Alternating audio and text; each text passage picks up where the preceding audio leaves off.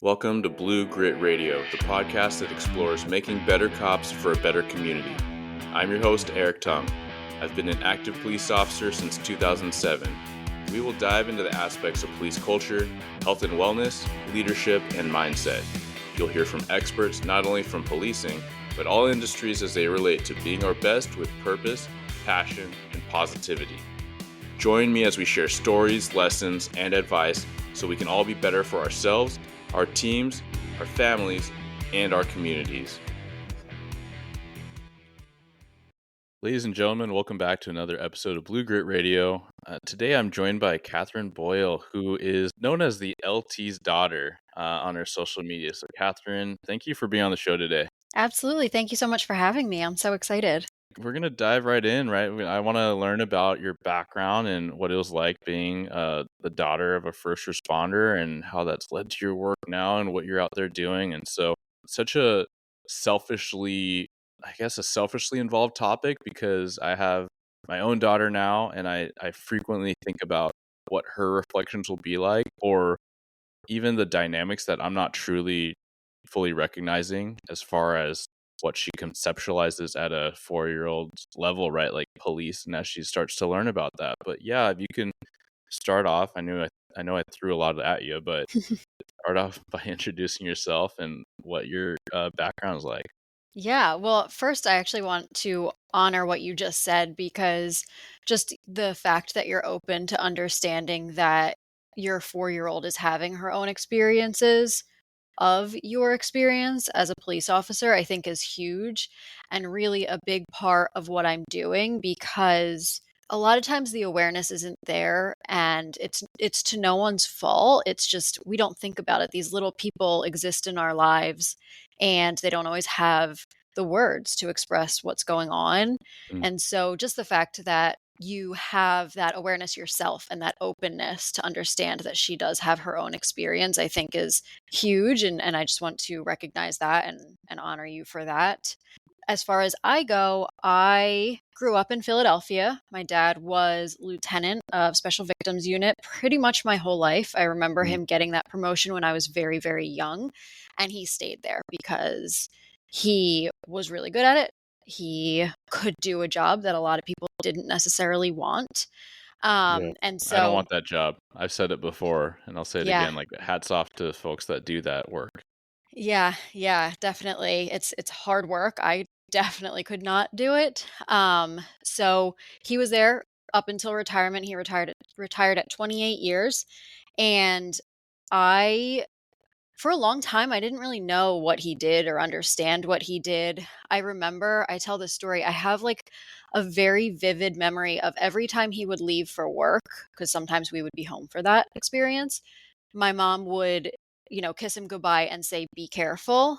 And Mm. for years, like too many years, I thought that "be careful" and "see you later," "goodbye," they all went hand in hand. They were all the same thing. Like it took me embarrassingly long to figure out that he actually had a dangerous job where Like he had to needed be to be careful. Yeah. careful. Did you say that to other people growing up? And people were like, why are you saying that? No, I don't think that I did. I think that I just knew that that was like what a wife says to her husband, or that's how Mm, I perceived it. That's what a wife says to her husband when he goes to work. sure. And so, yeah, I also knew that like he would go to court sometimes, or he'd be on TV, on the news. And I did understand that like if something went awry in the neighborhood, the kids and sometimes the parents would come to our house because my dad could help or my dad could maybe fix it. Mm, But it took me a while to really understand or grasp the magnitude. And I really didn't understand, the dynamic between cops and their children until just a couple years ago. I have always said since I was young that if I ever have kids, if I ever get married and have kids, I want to do it exactly as my parents did it. mm, They waited till they were a little bit older to get married. Then they waited a little bit longer to have kids. They were older when they had kids. And so I always felt like whatever they did it right because growing up, parents were getting divorced and stuff, and I just didn't have that. And so I always looked up to them as parents. And then during 2020, I wanted to do something to support police officers. The riots were like weighing heavy on me. Mhm. And so I started talking to cops to see how I could be of support. And in these conversations, they kept kind of bringing up the fact that I spoke so fondly of my dad. I had such a great relationship with my dad.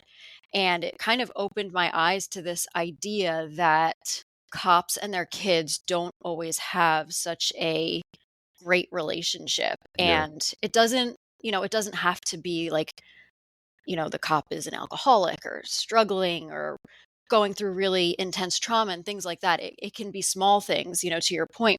We as children are having our own experiences. And so that kind of opened my eyes in a big way. And I decided in this kind of law enforcement support, family, even space, the child isn't really talked about a whole lot. And so I decided to change that and see if I could kind of change that experience in a big picture way.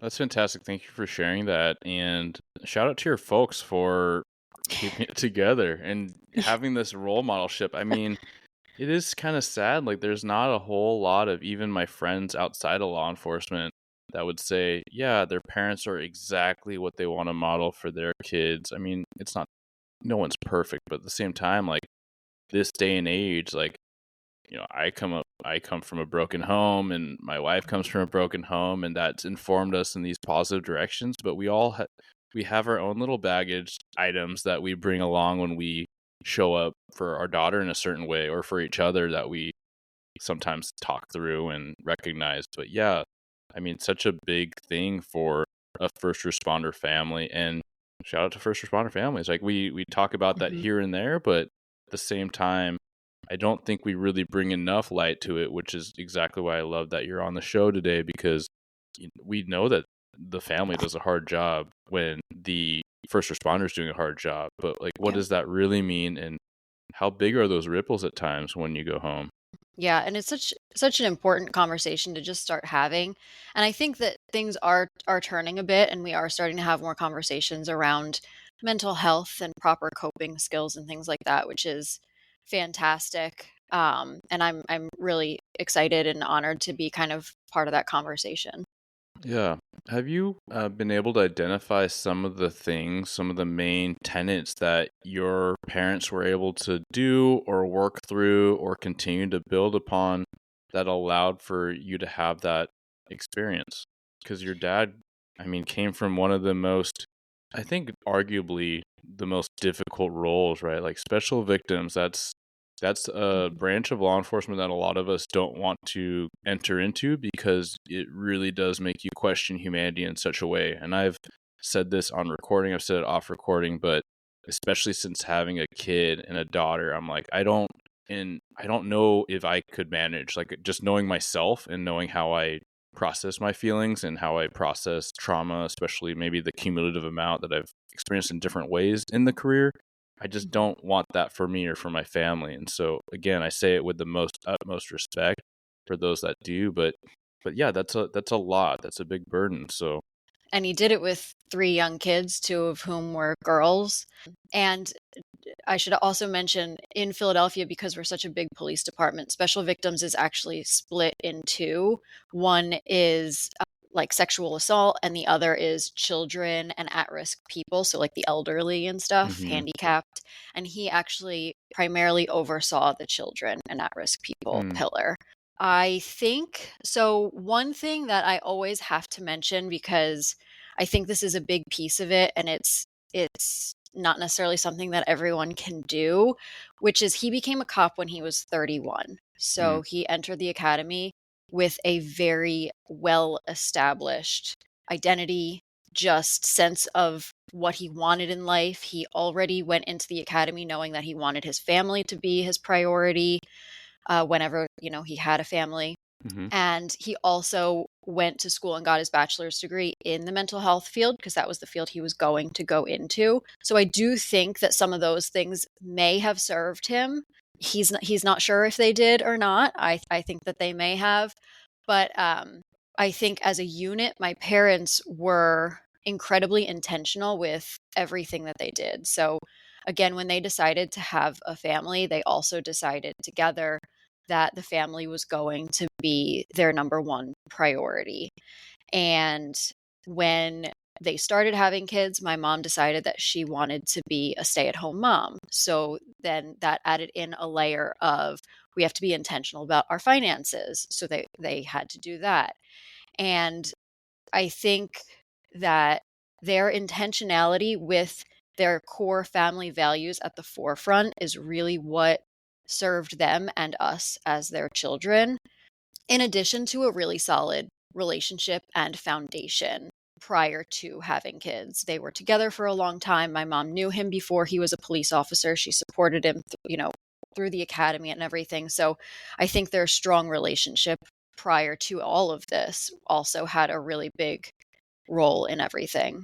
Yeah, I love that. And I guess one term I want to focus on was identity, because it has been Mhm. a more recent, I suppose, conversation, not just in articles and podcasts that I listen to, especially with retiring or recently retired cops, Mhm. but it's something that I've had on my show a couple times because I see it, right? I see this overinvestment in the identity of being a first responder. And Mhm. it's not at all to say it's a negative thing, but we need balance. Like, it can't be all that. Like, Yeah. we're people, we're family members, we're community members.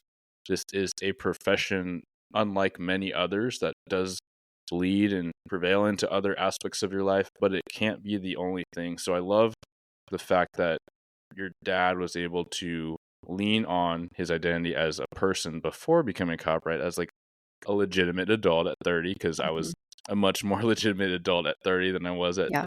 certainly 21 when I started.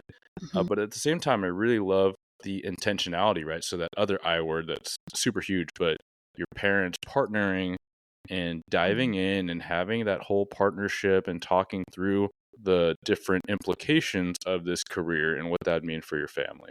Yeah, and I asked my mom about it one time, you know, did you guys decide how he would go after promotions together? Like, what did that look like? Mm, And she said, "No, that was his career. I wasn't about to tell him how to navigate his career.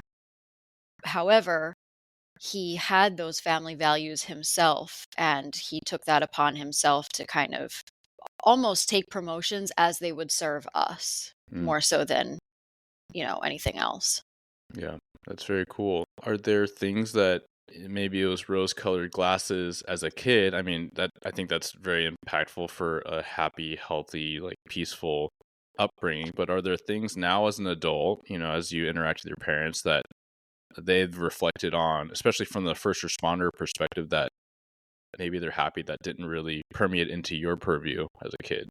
My dad definitely wanted to protect us a lot, especially because he was in special victims unit.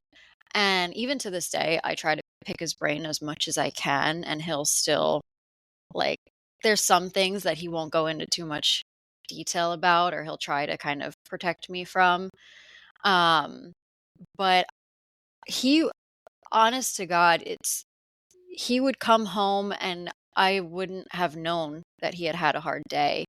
Mm, And he says that he didn't necessarily have, like, a structured, "This is how I unwind before I play with my kids," but he did have, like, a 45-minute commute, and I think mm, that that may have sort of played a role in how he could, like, kind of come down before engaging with us.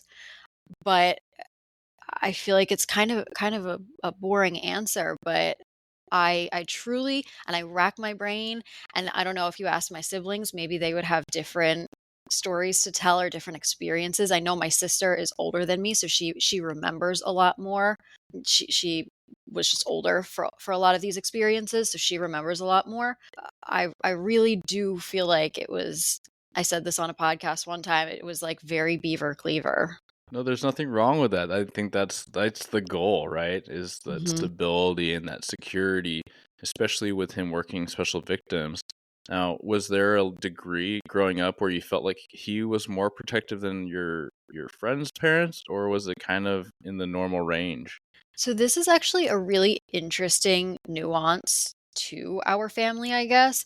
We had the most lenient parents Mm, out of all of our friends collectively. I've talked to my siblings about this topic, And I think part of it is because they both grew up with very strict households, especially my mom. So Mhm. they didn't want that, for their kids. But also, I think part of it was that they, especially my dad, could see what could happen if you sort of bring the hammer down too hard, and they didn't Yeah. want us to, retaliate or have any backlash towards them or anything. And so I remember one time my mom had mentioned something like, I was actually dating an older guy at one point. I was like, why were you okay with this after we had broken up? And she said, sometimes you have to pick your battles. And Mm. you were very clear that you were going to date him, whether we approved of him or not, and you were going to do it behind our backs. So, you kind of got to go with the flow in a little bit. If we support the relationship, then you'll be more open with us. We'll have more dialogue around the matter and things like that. And I think in a lot of ways that was just kind of how they raised us in general. We would have a later curfew than a lot of our friends. We always participated in sleepovers, provided our Mhm. parents were comfortable with the people and talked to the parents and all of the things. They had, protocols in place. But as far as, the concept of being overprotective, they were very lenient parents, and it definitely paid off in their favor. I mean, we all Yeah. five of us are still very, very close. Wow, that's fantastic. Yeah, so like I think that's the thing that you see so often and people recognize it, right? Even before they look at their own parenting style. We know that rebellious nature is a thing, Mhm. especially with strict households. Like I know that pretty close to home. But at the same time, it is scary, right? When you see the worst, and even though a lot of cops might be able to rationalize that they see this small degree of the worst, but it just becomes this overwhelming, I guess, concentration of their day to day. It's hard to put that out of mind, right? Like Mhm. even in these more innocuous ways where a lot of cops don't like to go to big crowded events, they don't like to go to Mhm. parades, they don't like, what have you, that it can be a challenge. So again, kudos to your parents for being grounded. Are there things that through your work and through talking to families that you recognize as trends, either in that respect or how people might be able to kind of maybe process some thoughts to help them release a little bit of that desire to control and protect? Yeah, I what I will say is that I think it's harder in this society. I grew up in the 90s, and right now things are very, very different. Yeah. So it's definitely a different dynamic and a different beast. Um, to your point, I don't know. I don't have kids, but I don't know if I could be super lenient again, especially in today's society. But one thing that I think I have heard and seen is just this concept of open communication and making sure that, your home is a place where you can open up and talk comfortably and express things and feel grounded, because, I felt so safe at home that whatever went on outside of the home, whether it was bullying or my friends going to get drunk and do drugs, which I didn't want to do, I felt very comfortable, standing firm in my values, towards those people, because I knew that I could come home and be backed by my parents. And I could even, express some of these things to my parents. And uh, there was no judgment. There was no, well, you better not go out in the woods and get drunk with those kids. It was just a very open, comfortable place where I could express my concerns and be myself. So I think just, I know that it might be a little cliche, but just that concept of being able to have an open and honest dialogue and making sure that home is a very grounded and safe setting for them. I love that you recognize that and how you put it, because that's actually the word that I wrote down. I wrote down trust and I wrote down shame. And I think that that's what you see a lot, right? It's this unwillingness or inability to trust the outside world, and then that Mhm. becomes this super guarded environment that comes from love, comes from protection, but Mhm. that translates potentially into a kid saying, "Oh, you don't trust me," and then now Yeah, I have to hide things from you because I feel ashamed, I feel judged. Like, exactly. I'll already put myself out there and say, "Yeah, I know that my friends and family members have felt judged by me." And I think that is by virtue of the job, right? I'm like, Mhm. we are trained to go into an environment and interact with people and put them under the microscope. And no one likes to feel that way, right? And Mhm. so I can see how that could devolve, I suppose, into an environment where your ultimate goal was safety and security, and then your kids don't feel safe and secure to be in their own skin, in their own space. And so I Exactly. love how you explained it. Yeah, and I think too there's also, this is a non-law enforcement example, but I was talking to a friend who went to Catholic school her entire life recently, Mhm, and she said as soon as she graduated her Catholic high school, she went into college and stuff hit the fan. Like she just mhm, went crazy and partying, drinking, all of the things. And again, that's not a law enforcement comparison, but it's a similar concept where it's like you have all these rules and you're so rigid and everything is hard and fast and you can't color outside the lines, and then as soon as you're given the opportunity, you take every chance you can get. And I mean, I mhm. also went to college, Catholic school my entire life, and also had those silly rules. But again, my parents were trustworthy. They trusted us. They gave us some leeway to kind of learn who we were and make our mistakes. And that really did lead to, again, I mentioned I dated someone who was a couple years older than me. And that kind of led to, again, bringing it back to this concept of identity, that led to me knowing who I was. So when it came to, I moved to New York City when I was 20 years old, and everybody was doing all of the drugs and all of the Mhm. parties and all of the things. And I was like, nah, I'm just going to stay at home. I'm going to explore the city. I'm in Manhattan. And, had I not had that dynamic with my parents and that trust from them, I don't know that it would have worked out the same way.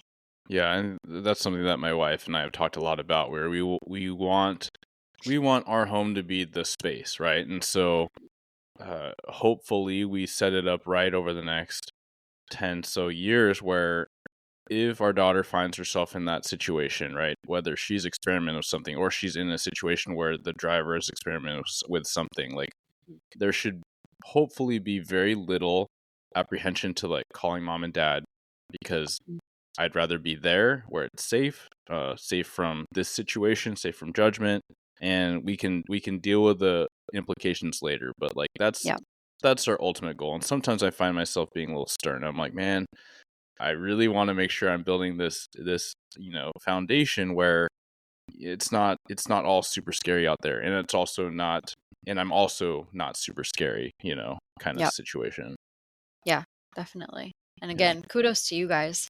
Well, we're trying. It's hard in the moment, right? Especially, Yeah. I mean, she's almost 5, and so she comes with almost 5-year-old emotions and dynamics. But yeah, you started off explaining how you were in this place of, concern for your law enforcement family, the Blue family, and especially in the last few years.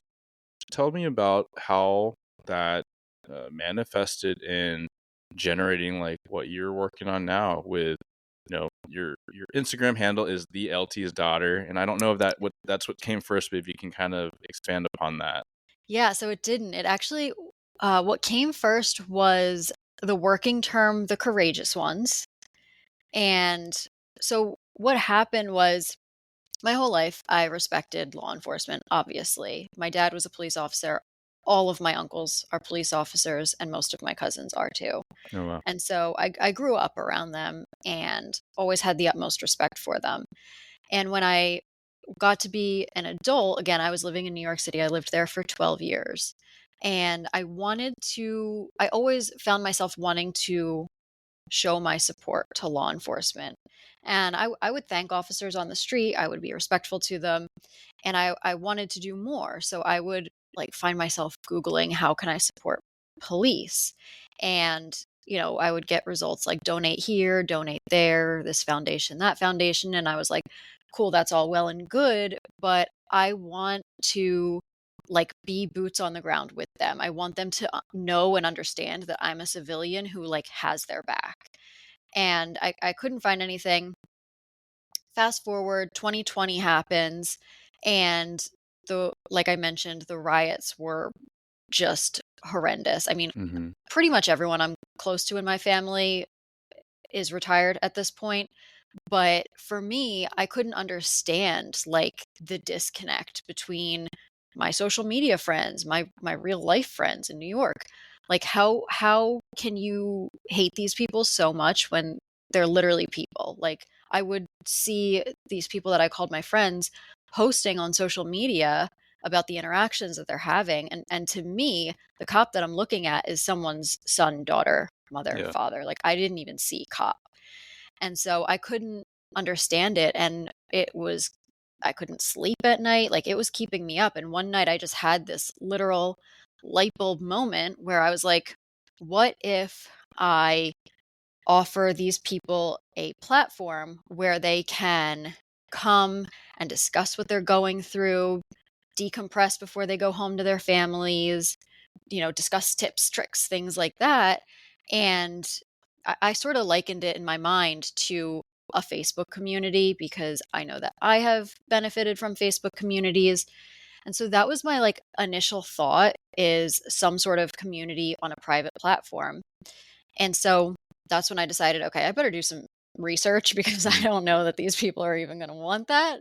So Sure. I started asking questions and interviewing active and retired cops and to get their feedback. And again, that's when this idea of my relationship with my dad not being across the board with police officers. And so I sort of shifted gears a little bit and decided that I would focus more so on just this relationship that I have with my dad, the fact that he was known as the LT, which I'm sure many are, and I'm his daughter and we have this great relationship, and I want to share that with people, and I want to share what's possible as far as at home relationships go with people.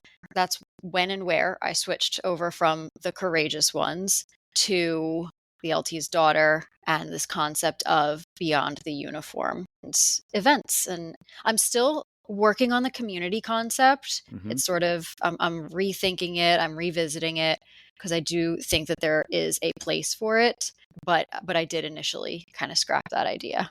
I love that there's so many ways that people are finding creative niches and efforts to support the Mhm. community.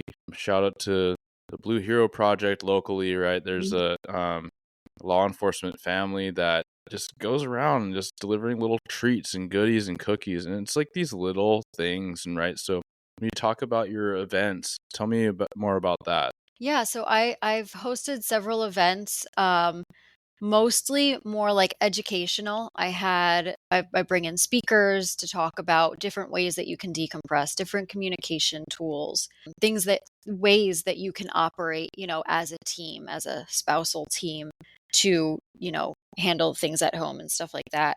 This year, I will also be hosting, I don't have any planned right now, but I do intend on having events that actually incorporate the kids, so the parents can bring the kids to the events and just have a good time and put their phones away and not have to worry about what does it look like to connect with my kid. They can just come to the event and have a good time as a family. This is a conversation that I've been having with other wellness coordinators or just liaisons in departments, and people are trying to think about like how can we engage the family side more. Mhm. And sometimes it's literally the officer, maybe intended, maybe not intended, kind of creating that resistance point. We can send out all this wellness information, and Yeah. if we move forward to do like a wellness fair that invite spouses, like, will they come? Like, will they Mhm. even learn?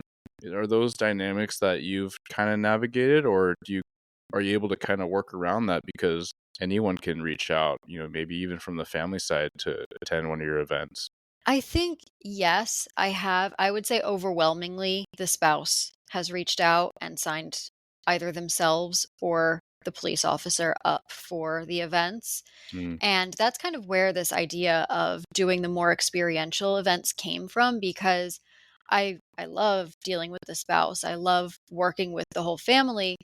However, they can come and I can talk to them and I can have guest speakers come and talk to them. I have no way of knowing if they're going to go home and implement that. They have no way of knowing if they're going to go home and implement that.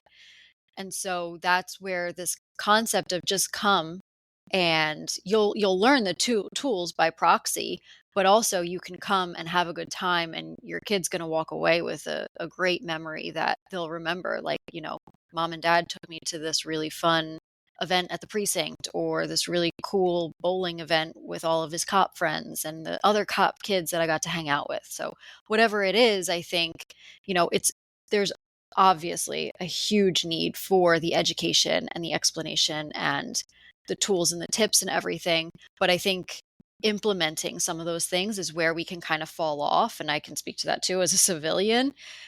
So that's where I think there's really a space to just come and have the experience. I like to approach it from different angles, and one of them is that you're a civilian, but of the blue family, you're raised in it, and you have this positive experience. I'm curious if your dad, especially with his rank as an LT, has had reflections that he shared with you as far as like running it well with your mom, and how he may have tried to create that influence or modeling kind of behavior for other people that he's worked with. And it's interesting too because he really was a mentor first and foremost to the people who worked for him. There was a woman a few years ago who worked for him, and when she got married, he walked her down the aisle because he had such Oh, a big impact on her. And he would hold class. I remember him putting together like PowerPoints for classes, like the incoming academies, where he would go and present to them about, this can't be your identity. This is, oh wow. things like that. And I think a lot of it, and I've tried to get the answers out of him. I swear I have tried. And he really did just see it as a job. And I know that that's, again, not realistic for everyone because it is such an intense job and a lot of people see it as a calling. But he knew that he played a very important role in society, but an even more important role in his home and in our lives. There are two schools of thought on compartmentalization, Hmm. but he did say that that is what he did and that is what he had to do so that he could come home and, be a parent to us first and foremost. And so when he was at work, he was foot on the pedal at work, great cop, great lieutenant, great mentor. And then he came home and he was a father, period, husband and father, period. Yeah. And yeah, I think just that compartmentalization piece was really big. That's so good that you went there because, if you asked me maybe a couple years ago, I would have associated compartmentalization as negative, especially Mhm. in the vein of first responder wellness and mental health topics, right? We don't want to like shuttle it away, but you have to compartmentalize, right? That's actually effective. Like to do your job, you can't be thinking about all this Mhm. home stuff when you're at work, and you can't be thinking about all this work Exactly. stuff at home. But you have to metabolize it, and it has to go somewhere. I think there's a beauty to the fact that you've tried to pry it out of him. You try to analyze your dad, and he's just like, I don't know, I just kind of did the thing, Yeah. which almost shows that it's this groundedness that sometimes you go to like you want someone to be a guru because they do it so well, Mhm. and they're just like there's no secret sauce, and that's Yeah. kind of what it is kind of evoking in me.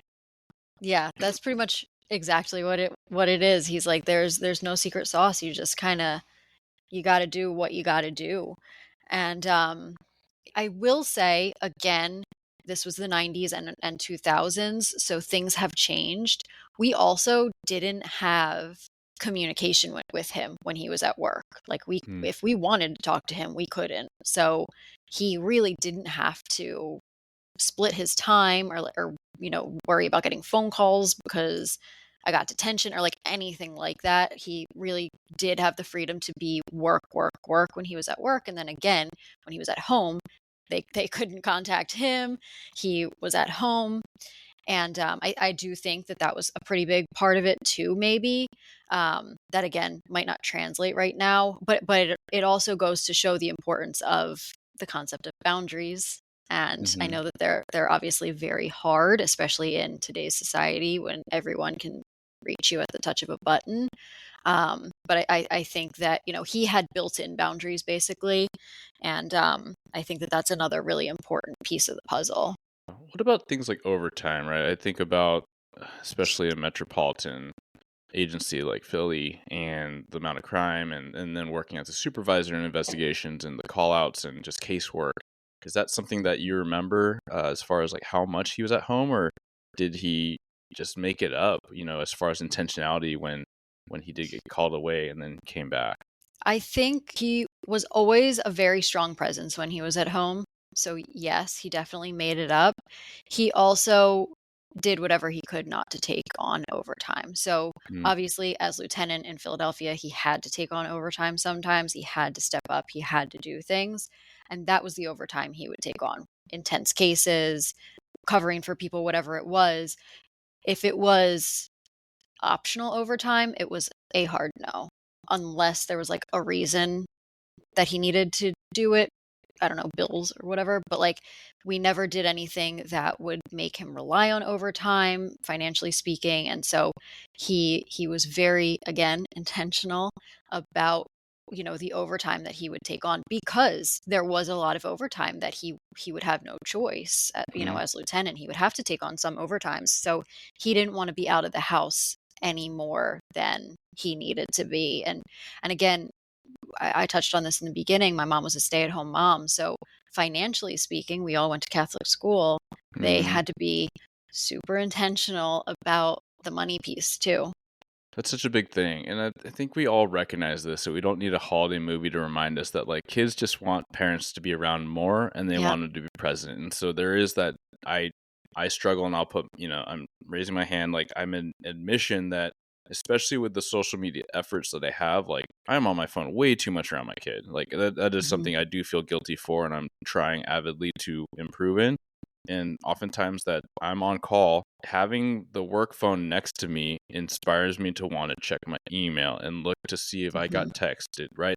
And so even to have the boundary of, hey, maybe you are on call, but turn your ringer way up and then put it out of arm's reach, right? Maybe it's just Mhm. literally 15 feet away. You're not going to miss the call. You just stand up, walk over, and pick it up. Or even 8 feet away. You just can't reach it. And you put it on a shelf and you are there with your family. And so that's kind of my takeaway to what you're sharing and how you can kind of inject these little thoughts. But again, like, what is the mission? And I think a lot of us can get really mission focused and then we get distracted by these other missions. But ultimately, it's like we got to raise our family and we got to do a good Mhm. job with work.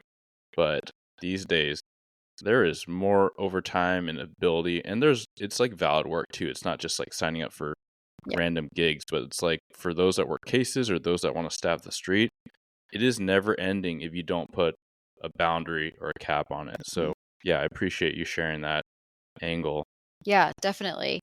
And one thing I will say too, I meant to mention this earlier, is this whole concept that we're talking about and that I talk about often works both ways. I mean, if you are able to, again, sort of compartmentalize, keep things separate, if your home life is on point and you know that your kids know you love them and you're there for them and you hang out with them and you take care of your spouse and you have a relationship with your spouse and things are good at home, when you go into work, you don't have to think about home. You don't have to be distracted like, Mhm. oh, Mary Sue was so mad at me this morning and I haven't talked to Jenny in 2 weeks, and like all of these things that could be running through your head when you should be focused on a very important job. It really does kind of go both ways. It serves both purposes, home and work. Yeah, that's huge, and that's why I love beating the drum on, like, officer wellness from both directions because if you're taking care of your health and you're de-stressing and you're exercising, you're sleeping, like, it's gonna help both. You're gonna be a better Mhm. cop, you're gonna be a better family member, and just a better person. From a lot of these resources and when you speak and you have different speakers come in, if you were to highlight some of the biggest takeaways that you wish all first responders themselves, like the men and women going in to do the job, that you wish that they would all focus in on and grasp, what would those things be? Number one would be the identity piece, because I think that is huge, and it's innate. You become a cop so young, you have no idea who you are. There is no choice but for it to become your identity. I mean, again, that's something that my dad did inadvertently differently, but if you go the typical cop trajectory, you become a cop at 20, 21, 22 years old. You have no idea who you are. And they don't tell you to think about that in the academy. They don't talk about that in the academy. So fast forward 5, 8, 10 years, maybe you want to start having a family. You don't know what to do. You don't have the tools or even the awareness that your identity is kind of wrapped up in your job.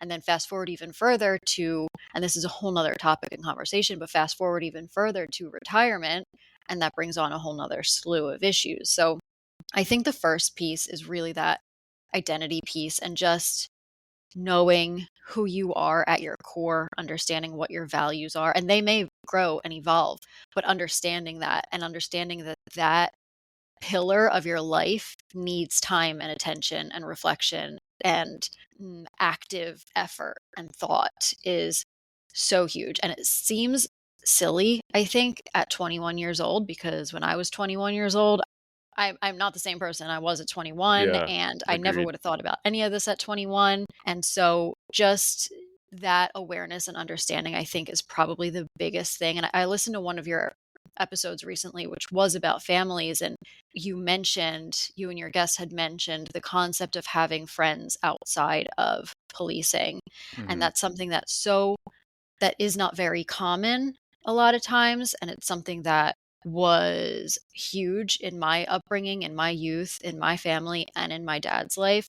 And again, that all kind of goes into that identity piece, that concept of balancing your life beyond the uniform. And hands down, I think that's number one. And then another piece, I think, is that home being that sort of safe haven, that grounding space where you can come and be open and not fear judgment and just and not have fear at all, like kids don't understand what is necessarily going on. If a cop comes home and they had a hard day and they just go right upstairs to take a shower, or they are a little bit snappy or whatever it is, the kid only thinks of themselves, so they're translating it. However, what did I do? what Yeah. what did I do wrong? Mhm. Why is mommy daddy mad at me? Whatever it is. And so again, just whatever you got to do, if it's decompress before you get home, master compartmentalization, have a professional that you talk to, whatever it is that will allow you to make home sort of a safe, grounded space for your spouse, yes, but especially your kids, I think is almost, if not just as important as the identity piece. But I think those are the two biggest things that I would want to sort of bring to light. Yeah, I love those. And to talk about decompressing, I love that aspect, right? And I recently moved a couple months ago, and now my commute is longer. And so I'm reminded of your anecdote where you perceive that your dad's longer commute allowed him to decompress. And in my last place, I had a pretty short commute. With There's no traffic, I was home in like 15 minutes. Mhm, But it's the neighboring city. I was driving a marked car home, and mhm. so I'm not shut off. I'm listening to the Yeah. police radio. I'm still wearing all my stuff. There's expectation that if something's going down, I'm gonna pull over, right? If someone needs help, or also the fair expectation that I could be targeted, right? All these things. So I'm coming home. I'm trying to get inside. I'm trying to help my wife with our newborn, and Mhm. like kudos to her. I've done this shout out before, but there was a point where she's just like, hey, I get that you're trying to help and you've been gone for 12 plus hours, but you're not showing up in the way that's like helpful. I can tell you're still super angsty. If you didn't get your workout in and you need to just hang out in the garage or keep a change of clothes out there, like please do that, because 10-20 minutes isn't going to affect me a whole lot, but it'll affect you a whole lot. And so just receiving that permission, and maybe we'll go there next, right, for families to consider. But that was huge for me. One, the accountability and just the transparency of that communication, but also the allowance of like, hey, if this is helping you take care of yourself and show up for us better, then please do that. And then also to start about like, sorry, living outside the blue world, that essence that you introduced earlier. Luckily, we were taught that when I came through academy 17 years ago up here, but I didn't really conceptualize what that meant. I didn't really recognize that as I was starting this new career, this new lifestyle, I was going to be pouring everything I could into learning this job so I could be safer, so I could be better, all these things, and then grow these bonds that were almost incomparable. Like I have these very special relationships with some of my closest friends from college, and they'll always be, some of my best friends. But in a shortened time, because of the trauma you go through, because of just the camaraderie and getting things done and achieving great results, you do have these very special bonds in the job. And there's definitely a recognition where I felt at times it would be really easy if I just hung out with my cop friends. Like we all speak the same language, we all go through the same things.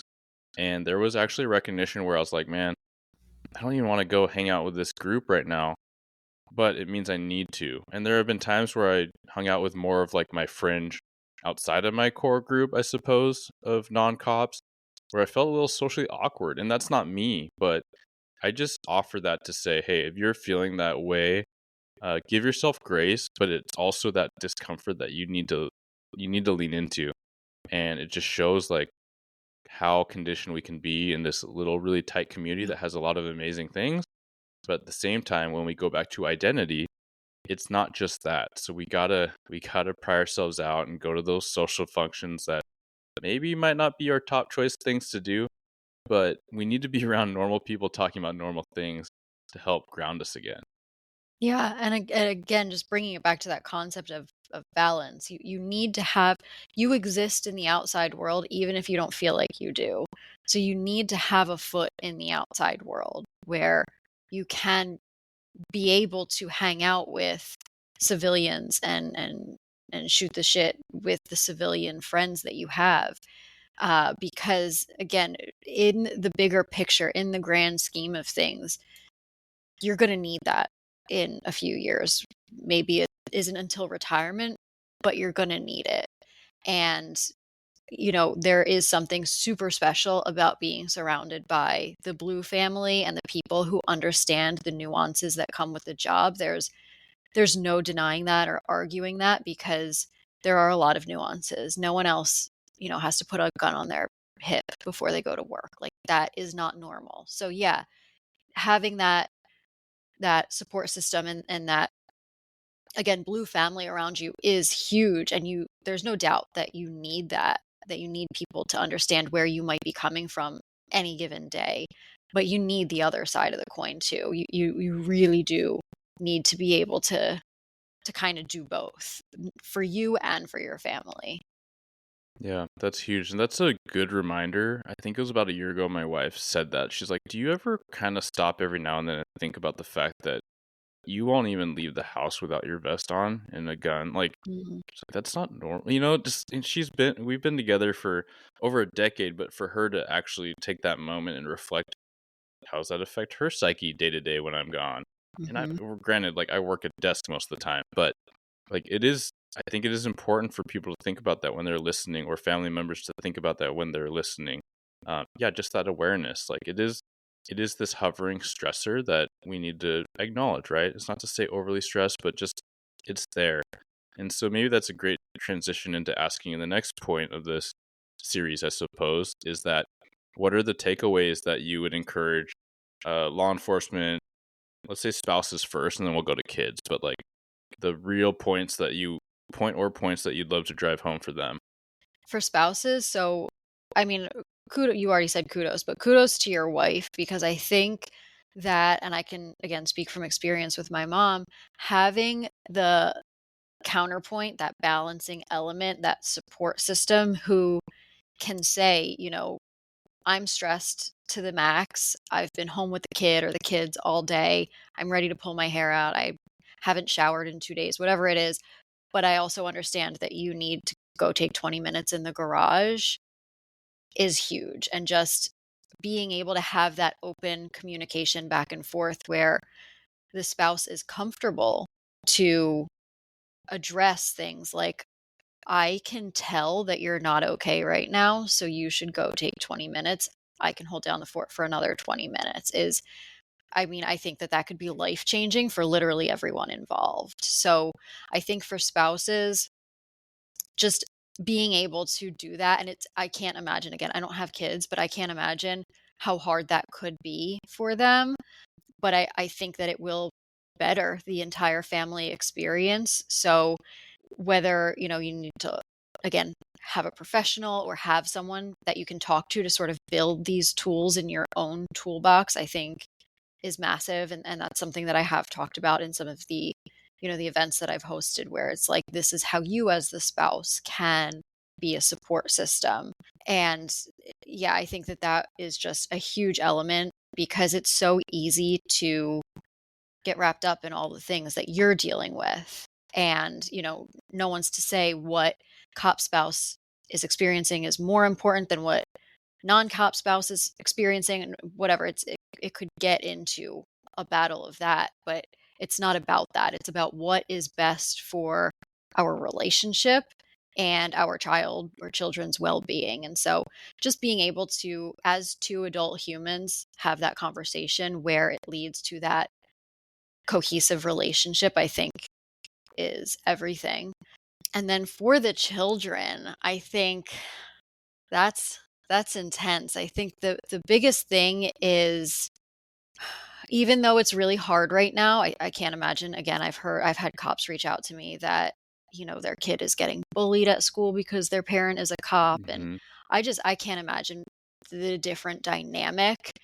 But if it's safe, obviously, just the pride that you can have, because, you are one of the good guys, you are in a noble family of integrity. And I think pride was huge for me growing up, and it got me through a lot. And I made a post the other day, you commented on it. Um, I really do think that police kids have the power to change the world, because it's innate. We have to be resilient, even more so now maybe. Growing up with a parent who has to put a gun on their hip to go to work, we have to be resilient growing up. And so I think, just being able to leverage that for the betterment of society, and curate that resilience to be something good for that person and the world, I think is what we really need to focus on. The resilience will be there, but it could go one or two ways. It could be resilient because shit's always hitting the fan, or it could be resilient because you were given the tools that you needed to change the world. What a powerful statement. And, to rewind a little bit back, I think that you hinted at it, and I want to just expand that into an image, but for that partnership, because some people listening might be like, "Man, your wife was at home with a newborn for like 13 hours, and then you accepted another 20 minutes." Like, so that could be so case dependent, right? Depending on the family, depending on the needs. Maybe it's like, no, you get your butt in here and you change out and you take the kid, and I'm gonna go have, a half-hour walk with the dog, and you're home. But it's like taking turns, right? And so there might be a Mhm. time and space that's right, and a balance that's right for everyone. So just want to throw that out there. But yeah, Yeah. to flip it back to the kids, what a powerful reminder, right? Because I think that that could be an increasing pressure for a lot of kids. Is, I've heard about that, right? I've heard about, even post Ferguson, a lot of my older coworkers with kids in middle school or high school that said that their kids were bullied, and because they knew that their, dad was a cop, or their teacher was disparaging towards police, and they felt this need to stand up and say, no, that's not that way. Like, I know so many police officers because my mom or dad's a cop, and to kind of be on an island, especially in certain, political regions in the nation. So, like, I really feel for those kids. I hope that we're gravitating away from that, right? Focusing on what we can control, but for sure, because of efforts like yours and hopefully more increased communication just about family wellness, because that is on more the back burner as we talk about police wellness. But the family network that's at home is going to be absolutely in tandem and responsible for the well-being of our first responders. Yeah, and I actually love that you just used the term in tandem because, the events that I've hosted for both cop and spouse, that's exactly what I said. The cop and the spouse both need to be there because they need to operate in tandem because that's how all of this can be possible. That's how the cop will be able to decompress when he or she needs to. That's how the kids will be serviced, or how the spouse will feel seen, heard, and understood. They need to be on the same page. They need to be two adults working in tandem together, regardless of everything else. At the end of the day, bottom line is that in tandem piece. Well, Catherine, thank you so much for your time. We've covered a lot of ground that I know is going to be helpful for first responders listening. It's going to be helpful for family members listening, and hopefully just the community at large, just to have a heightened awareness and empathy towards the struggles and challenges that first responder families experience. Can you please, if you have any kind of closing notes and thoughts, and then also where people can find you and your work and what you're working on? Yeah, so my Instagram is the LT's daughter. The website is beyondtheuniform.co. So you can sign up to get on the events list to find out when I'll be doing some more events in the new year. And I think just we talked about it before, but understand because I think that it can feel counterintuitive, right? To put your family first when your career is so important and your safety at your job is so important. But if you put yourself and your family as a priority on the priority list, it's going to come full circle. It's going to pay off. You're going to be able to show up better at work. And don't discount the concept of forward thinking and understanding that your job is going to come to a close someday. God willing, it will be after a great career with retirement, but it's going to happen and you need to be prepared for that and have the tools and the foundations planted and the seeds planted and all of the things there to serve you whenever that day comes. Very well said. Well, thank you again, and I'm looking forward to continuing to see what you put out there and what you keep creating. Thank you for what you do. Thank you so much for having me. This was an honor. Thank you. Thank you for tuning into another episode of Blue Grit Radio. As always, support this community by subscribing, giving us a 5-star review, and following, liking, and sharing posts on Blue Grit Wellness on Instagram. You can reach me there or email me at bluegritwellness@gmail.com. Be well and stay gritty.